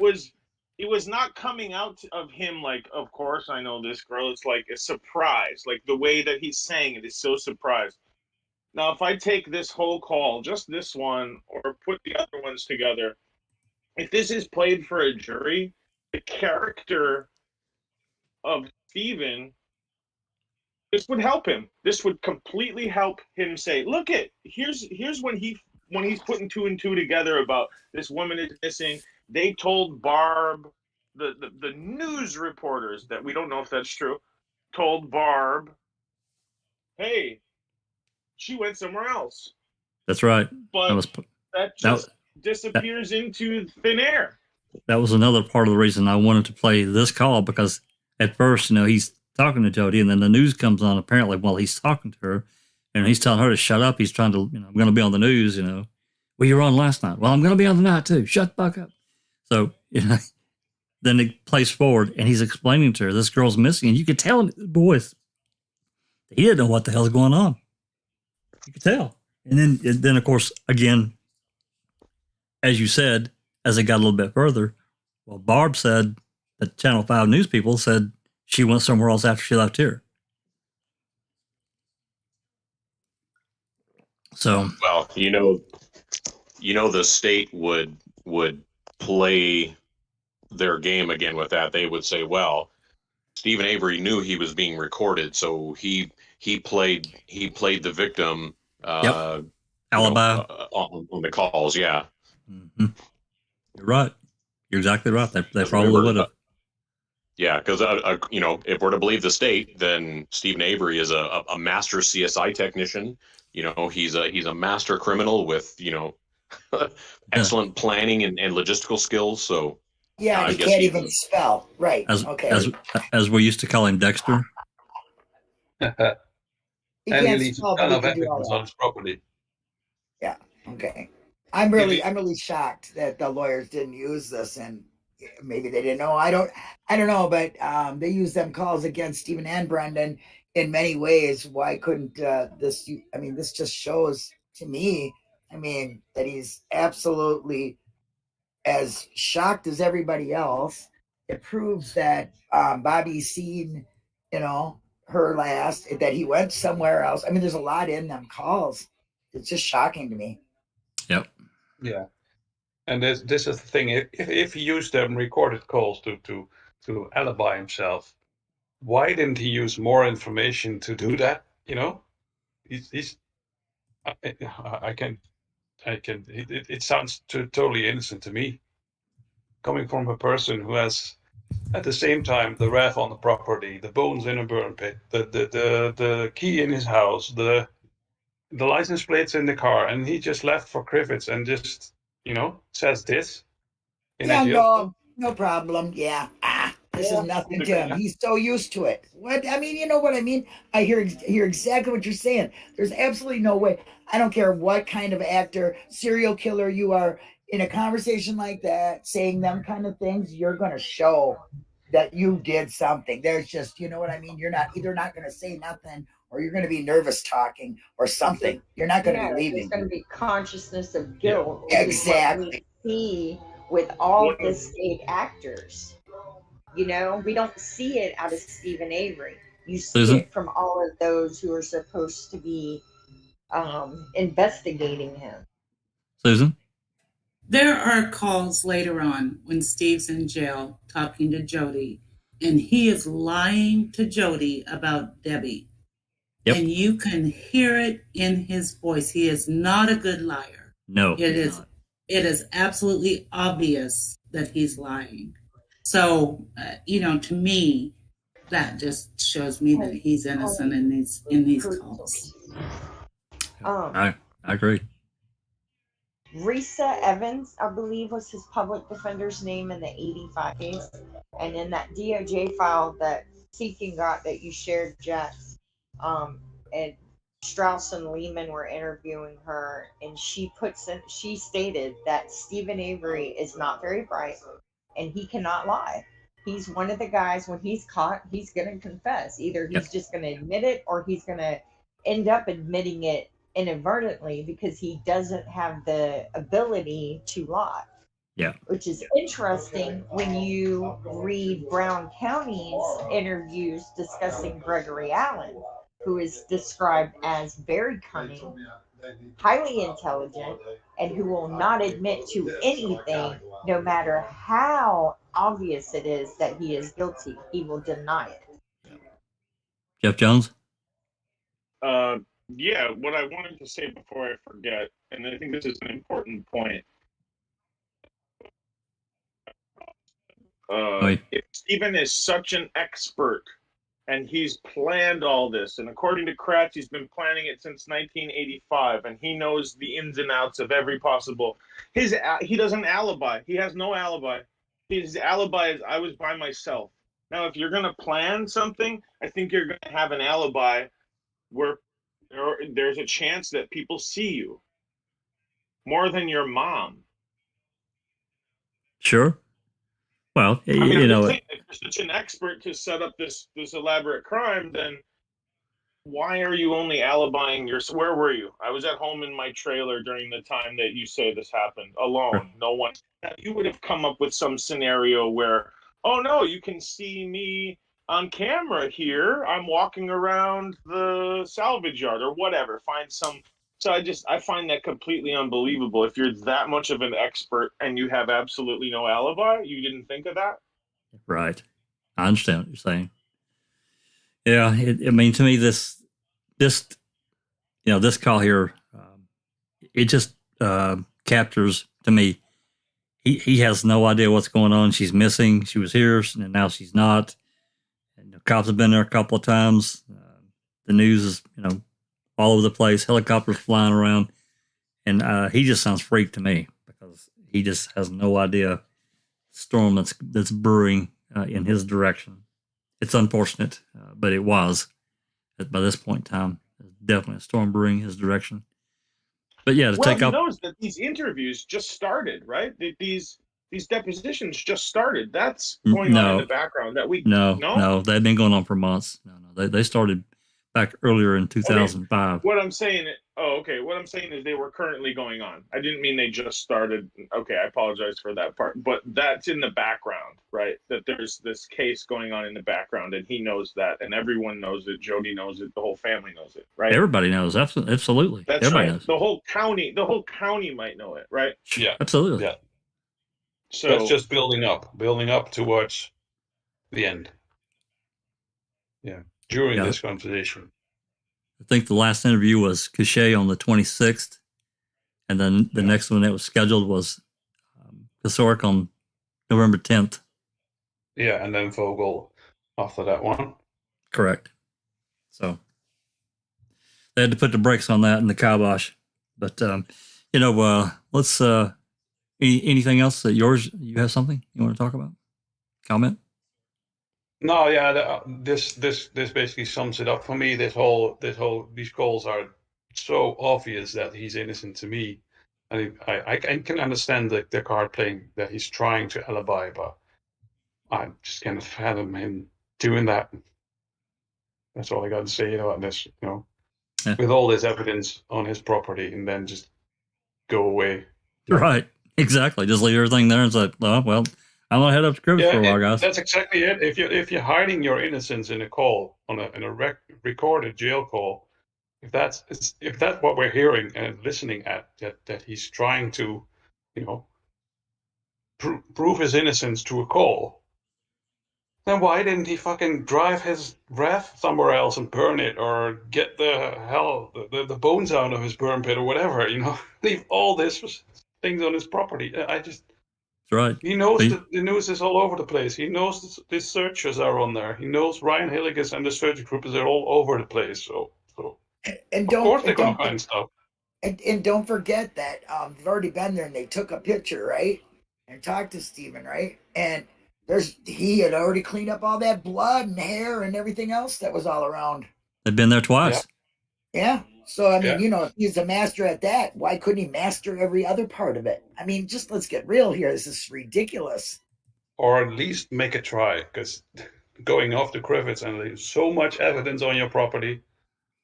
No. Yeah. I completely agree. You summed that up very nicely. In fact, them going to Crivets would have given him the perfect opportunity to stay behind and get rid of whatever extra evidence that was supposedly all found on his property, which was all of it. Yeah, absolutely. If he had left it there, why not take that time when the family's not there to do it in private? Yep. Agreed. All right, talking about these calls, is there any questions that I've missed from? I've been trying to look at my phone here. Any questions from the chat that I've missed? BB or anyone that's keeping up? We okay? I want to move on to this DCI report. Go ahead. Okay. So DCI report 299, and as many know, I tried to FOIA these calls, and I've talked about this before in another open mic. Basically, I'll break it down for you. Basically, Fassbender received a CD from Mark Wiegert at Calumet. Accessed multiple CDs containing recorded telephone and visitation conversations of Jody Stokowski while he was incarcerated at the Manitowoc County Jail. These telephone calls occurred from 10/28/2005 through 12/6/2005.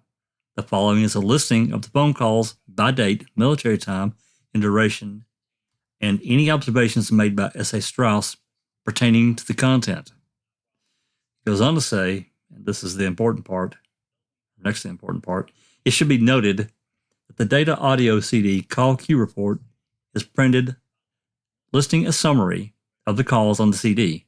However, the first 5 calls listed on this summary sheet are not included on the CD. Why would they pull them off? I don't understand. Anyway, also the calls made between 11:10 and 2005 at 9:49 and 11:18 2005, 11:15 were not reviewed by S.A. Strauss as they had already been reviewed. Therefore, these calls are not part of this record. I don't know why they pulled those 5 calls out, but that's neither here nor there. I tried to get this about 35 calls off of this CD. I think there's about 70 calls, if I'm remembering right. Yours can probably correct me.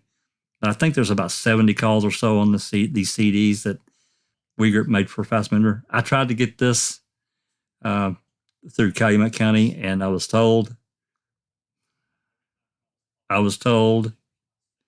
that they needed a Windows 98 computer, that they couldn't play the calls. That's the excuse I got. Thank you. Yeah, you guys can just go ahead and laugh and roll your eyes, but I can prove what I'm saying. Anyway, there's some of these calls here. We'll have to look. Let's see here, 1031. Okay, there are no 11.4 calls on here, so we've got a couple of those that are not listed on this. So that eliminates. I don't know. We're gonna have to do some checking here. I still feel pretty certain that we're missing 4 or 5 calls. I might be wrong, but I don't think I am. I wanted to check this though. This is real time. So, questions, comments, laughter. This is the latest denial for the calls that I received yesterday. He's changing his verbiage a little bit. Due to the length of time that has passed, we have verified with our IT department that we are no longer able to play these CDs related to Stephen Avery's communication with Jody Stachowski, as it would require an older computer running Windows 98.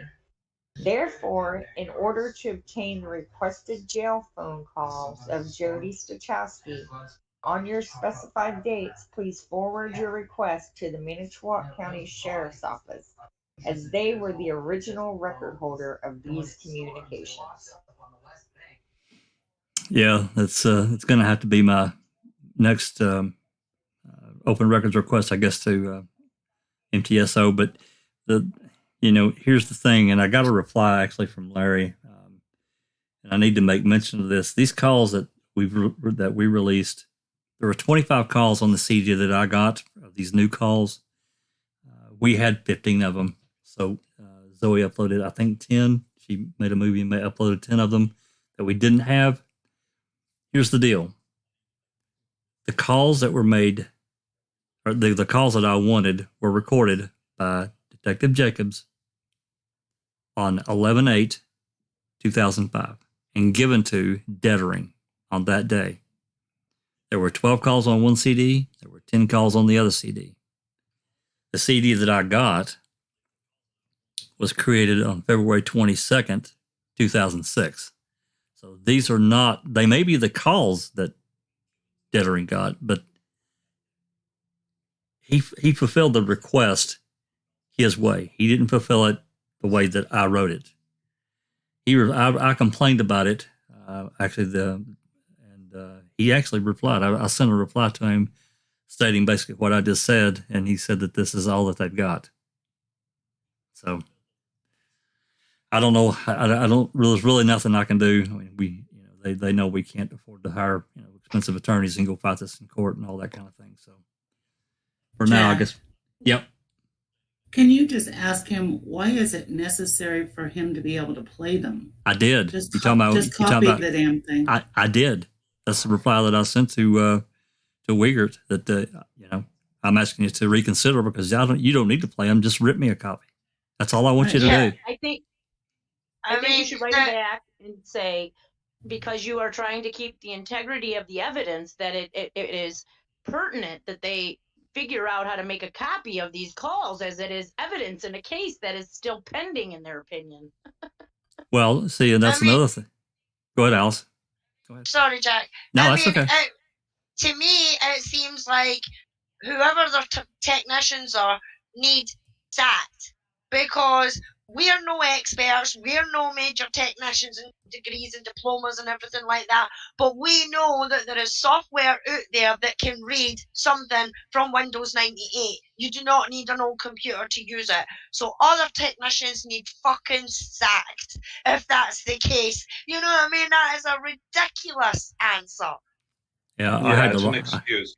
It is an excuse. It's an basically what the sloppy investigation they did and the sloppy case filing they did. It's very possible that there's a piece of the flyover on the same CD as these calls. You know what I mean? They want to see it first before they hand over the whole CD. Yeah. Yep, That's I what agree. I think it is. Oh, 100%. I agree. Yeah. Well, I don't know what I still hear is that Uyghur needs a bunch of Windows 98 computers donated so that way they can be able to. So That's if what anybody's got one in their closet, they should pull it out and send it to Uyghur. It shouldn't really, as far as I'm concerned, I don't think it should matter if they can play it. It's the person that gets it can play it. They're the one requesting it. It shouldn't be their responsibility to say, hey, I can't get this for you because you can't play it, or we can't. Doesn't matter. Send what you're asking for. I don't. That's right. I didn't. And that's exactly what I said in my reply to Uyghur. I'm asking you to reconsider. I'm not asking you to play the CD. I'm asking you to make me a copy of it. If it's easier, just copy the entire CD instead of just selected calls. Just send them all. I'm okay with that. And I didn't get any reply from that. And actually, I packaged up all of my requests and all the replies, and I sent it to the DOJ, Open Records Request Guru. And bravo. I haven't heard anything. I don't know that I will. I mean, I don't know that he's necessarily on our side or the side of saying, hey, this is a good open records request. And I actually said, I'm afraid they're going to destroy those CDs since they can no longer play them. So I'm asking you to either send a tech to Calumet County to make a copy or have the CD sent to you and you make a copy to fulfill my request. Come on. It doesn't matter, Jax, if they're on your side or not. This is a legal thing. It's a law. It's your right. And they should uphold that. I agree. 100%. It's really frustrating. Really frustrating. Yeah, but you're also right, Jack, on things getting lost. I mean, there's too many things get lost as it is, you know what I mean? And with everybody doing all these FOIAs and everything like that, like you say, I think some of this stuff they could lose, you know, because they're trying to hide and cover their arse. Yeah. Right. Preserving evidence is part of your job as the evidence, person. They'll have different titles, I'm sure, but, there's an issue with digital material that it doesn't last as long. We think of something as a digital file and we put it on there. Oh, it's for infinity. It's really not the case. As we see, Windows 95 is obsolete. It's hard to get stuff, right? So there's a responsibility for the people that control the evidence to make sure that it doesn't fall into formats that can't be accessed in the future. And so one of the things there's a new field in digital archaeology, which is about retrieving those digital files and trying to pull them out of old computers because the people did not stay up to date. So, there should be every 5 years, every 10 years, whenever there's a major change in technology, they should be forced to keep the original, but maintain the integrity on a new copy on an updated platform. That's what I think. Yeah. And you saying that makes me think, could then Kathleen turn around and say they have been destroying more evidence by not updating the copies? Like, for instance, those tapes that they have the interviews on for the Dassey, for Bobby Dassey, that is a tape. like tape, like a videotape, like how Micro. a VHS tape sits in a little VHS converter and you can play it like a VHS, right? The little 8mm tapes. Those go bad after a while. So Sure it's do. now been how many years since that? So they should be updating that file, and them not doing it, just like the CD, you can't open it anymore. Well, isn't that you destroying evidence, kind of? Like not updating it? So it can't be heard later? There was another request. I won't say who sent it, but there was another FOIA request in the FOIA request and replies that I got. Someone had requested photos, and the reply was, due to the passage of time, we can no longer open these photos. Blah, blah, blah, blah, blah, blah. I'm not kidding. Zapper's mic's undone. Oh, Zapper. Well, my response back to these folks, the Uyghur or whoever is providing these bullshit responses is, and what is your response going to be if a court sends you an order saying, provide this court with copies of this, this, and this? Are you going to say, sorry, Your Honor, we need a Windows 98 computer to open that? That's not going to fly for a court. So if you're not going to say that to a court, how can you then say that to us? I agree.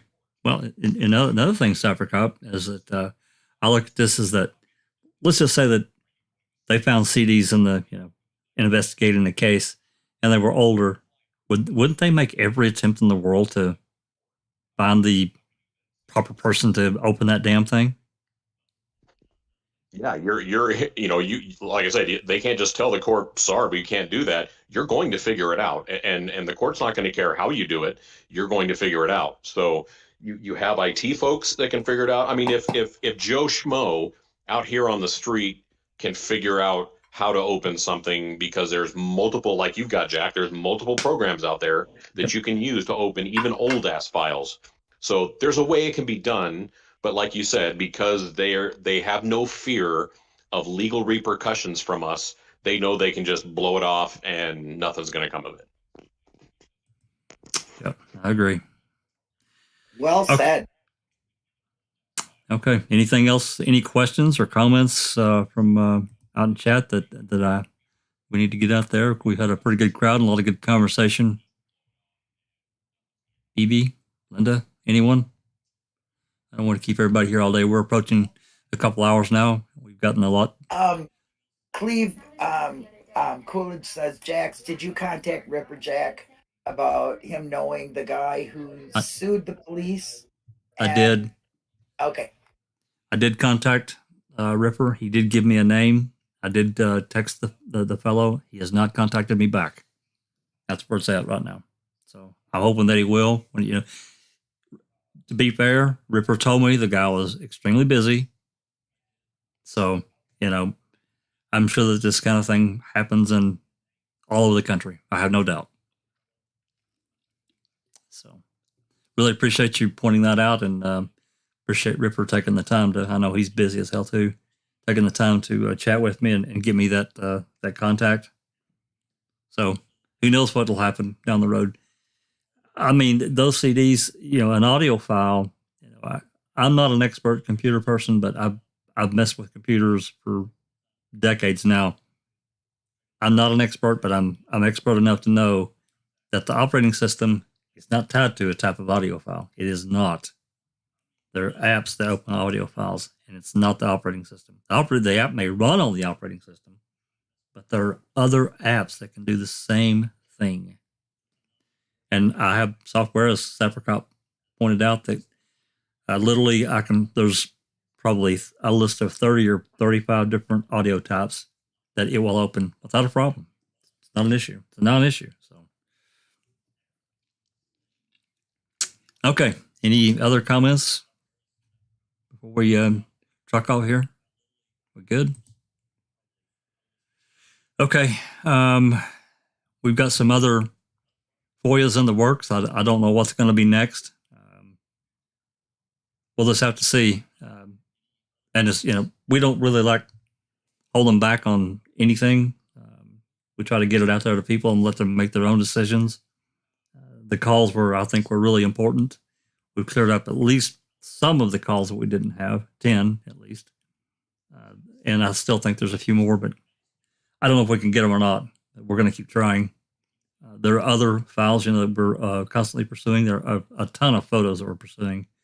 And that's just another fight right there. So really want to thank all the FOIA writers out there, Jinx and Henberry and Christine and just a rookie. They've really been a real, it's going to sound corny. I don't mean it this way, but it's been an inspiration for me to start doing it. I've sent many. Most of them have been refused or denied for one reason or another. I encourage people to, if you want to write FOIAs and you don't know how and want to take that next step, please reach out to me or any one of us. It's really not that difficult. And once you start doing it, it'll become second nature to you. We've got a library full of stuff that Zoe is constantly uploading and keeping as fresh as she can. I mean, she works full time too, and she's got her daughter. I mean, she's got her little doggy. My bad.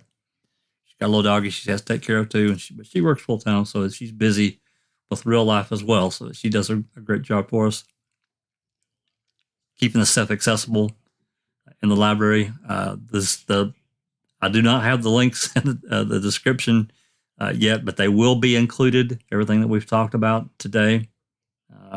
I'll list the calls. I probably won't necessarily link the calls that I've talked about because they're in the playlist anyway. But really want to thank everyone for coming and talking for a while. And if you have any comments or suggestions or concerns, please let us know. If you like what we've done, what we continue to try to do is bring the truth to everyone. Hit the like and subscribe button. Come join us on Discord. Be part of the solution. And this has been a Foul Play production.